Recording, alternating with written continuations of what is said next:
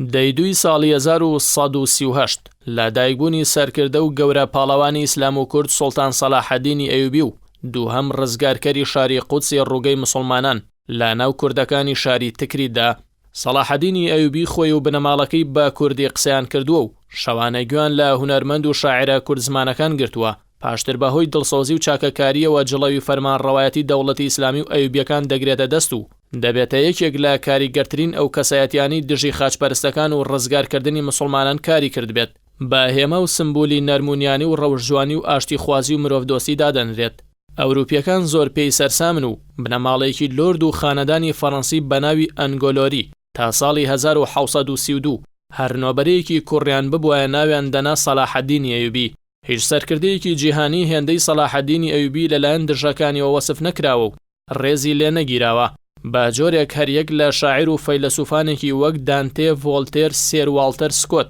سەلاحەدین بە ڕەمزی ئەخلاق و بەخشندەیی و نەرمونیانی باز دەکەن، تاکە کەسایەتێکی ئیسلامی ڕۆژهەڵاتی ناوەڕاست کە ئەوروپیەکان ئاواتی ئەوەی بۆ دەخوازن کە بریا لە مێژووی ئەوان بۆیە تەنها سەلاحەدینی ئەیوبیە.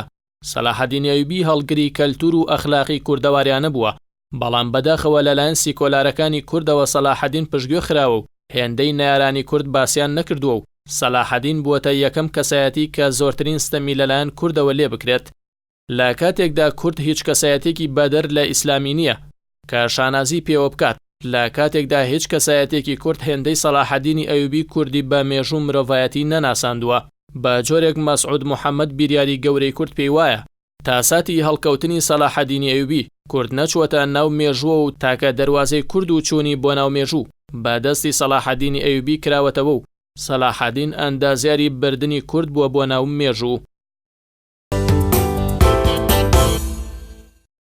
دەیدووی ساڵی 1970 دامەزراندنی یەکێتی نووسەرانی کورد وەک یەکێک لە ڕێکەوتنی ئازاری نێوان شۆڕشی ئەیلول و ڕژێمی بەعسی عێراق و لەلایەن وەزارەتی ناوخۆی عێراقەوە بە فەرمی مۆڵەتی کارکردنی پێدرا. یەکێتی نووسەرانی کورد ڕۆڵێکی سەرەکی گەڕا لە بژاندنەوەی ڕووناکبیری و ڕۆشنبیری کوردی و دەرکردن و چاپکردنی دەیان گۆڤار و ڕۆژنامە و کتێب.